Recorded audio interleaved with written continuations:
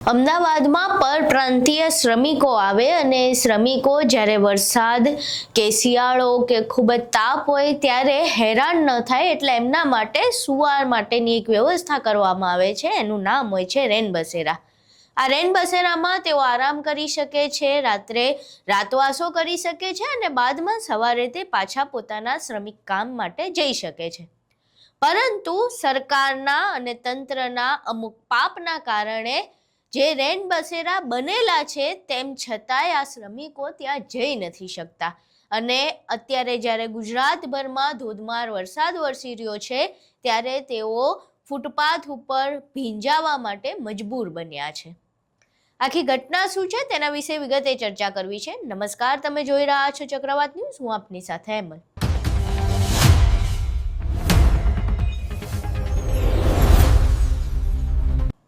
આમ આદમી પાર્ટીના નેતા કરણ બારોટે આ મામલે ધ્યાન દોર્યું છે। અમદાવાદમાં અનેક રેન બસેરા બનીને તૈયાર છે, પરંતુ ત્યાં શ્રમિકો રાતવાસો કરવા જઈ નથી શકતા। શા માટે જઈ નથી શકતા? તો રેન બસેરા તો બની ગયા છે, પરંતુ તેના ટેન્ડરની કામગીરી પૂર્ણ નથી થઈ અને જ્યાં સુધી ટેન્ડરની કામગીરી પૂરી નહીં થાય ત્યાં સુધી આ રેન બસેરા જે છે એ શ્રમિકો માટે ખુલ્લા મૂકવામાં નહીં આવે। હવે તંત્રની જે લાપરવાહી છે એના કારણે જ્યારે આખા ગુજરાતભરમાં ધોધમાર વરસાદ વરસી રહ્યો છે ત્યારે આ શ્રમિકો રેન બસેરામાં રાતવાસો નથી કરવા જઈ શકતા, ત્યાં આરામ કરવા નથી જઈ શકતા, એના બદલે ફૂટપાથ ઉપર સૂવા માટે મજબૂર બન્યા છે અને ફૂટપાથ ઉપર તે આખી રાત પલળે છે અને તેમના સ્વાસ્થ્યને પણ નુકસાન પહોંચે છે, પરંતુ એ કસાયની સરકારને નથી પડી। આ આખી જે ઘટના છે એને લઈને કરણ બારોટે જે બંધ પડેલા રેન બસેરા છે, જે બની ગયા છે પરંતુ ટેન્ડર પ્રક્રિયાના કારણે અટકેલા છે, ત્યાં જઈને વિડીયો બનાવ્યો છે અને સરકારને પ્રશ્નો પૂછ્યા છે। અહીં કરણ બારોટ શું કહી રહ્યા છે તે સાંભળીએ। નમસ્કાર, હું ડોક્ટર કરણ બારોટ। અમદાવાદની અંદર શ્રમિકો મજદૂરો એ આજે રેન બસેરા હોવા છતાં આજે ફૂટપાથ પર રહેવા મજબૂર બન્યા છે। અમદાવાદની અંદર સતત વરસાદ વરસી રહ્યો છે ને એના કારણે કરોડપતિઓના બંગલા હોય કે મધ્યમ વર્ગ કે ગરીબ વર્ગ હોય, તમામ લોકોની દુકાનોની અંદર અને ઘરની અંદર પાણી ઘૂસી ગયા છે, લાખો કરોડોનું નુકસાન થયું છે અને સમગ્ર ગુજરાતની અંદર 50 જેટલા લોકો વરસાદની આ પરિસ્થિતિને કારણે મૃત્યુ પણ પામ્યા છે। ત્યારે આવા પરિસ્થિતિની અંદર શ્રમિકોનું કોણ ધ્યાન રાખશે? આજે હું જ્યાં ઉપસ્થિત થયો છું ત્યાં પાછળ આજે રેન બસેરા છે, આ જગતપુરનું રેન બસેરા છે। આની અંદર 500 જેટલા રેન બસેરા તૈયાર કરવામાં આવ્યા છે અને એની અંદર લગભગ 3000 જેટલા શ્રમિકો રહી શકે એવી સુવિધા છે।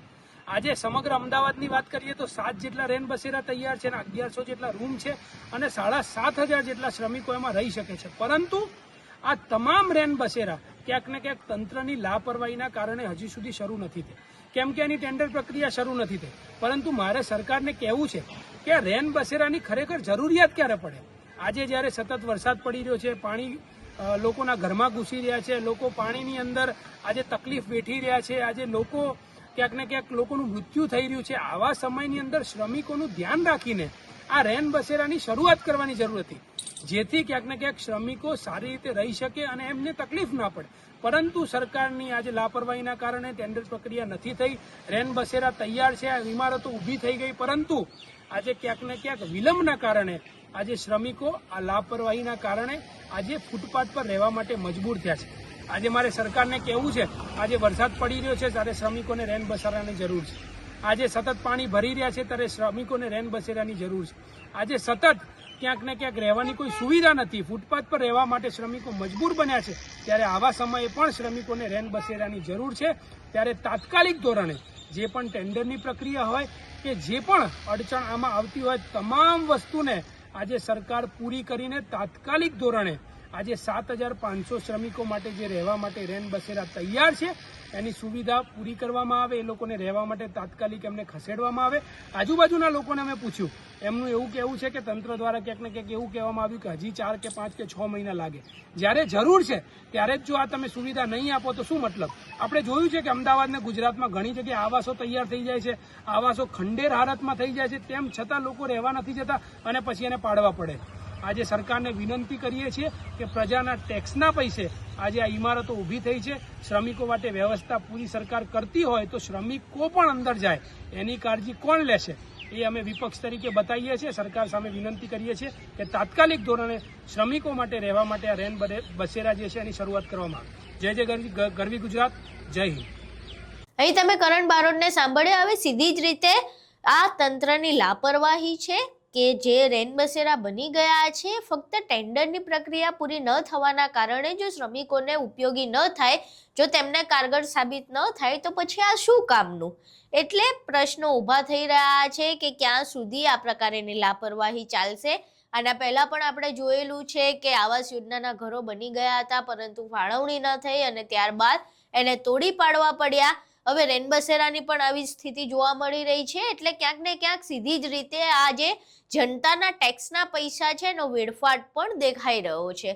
હવે ક્યાં સુધી જનતાના ટેક્સના પૈસાનો આ રીતે વેડફાટ થતો રહેશે એના વિશે પણ પ્રશ્નો ઊભા થઈ રહ્યા છે. આખી ઘટના તમે જોઈ, કરણ બારોટે જે કહ્યું તે પણ સાંભળ્યું. હવે આખી ઘટનાને લઈને તમારું શું માનવું છે? તમારા મંતવ્યો અમને કોમેન્ટ બોક્સમાં જરૂર જણાવજો. વિડીયો પસંદ આવ્યો હોય તો વિડીયોને લાઇક કરજો, શેર કરજો અને મારી ચેનલને સબસ્ક્રાઇબ કરવાનું ભૂલશો નહીં. નમસ્કાર.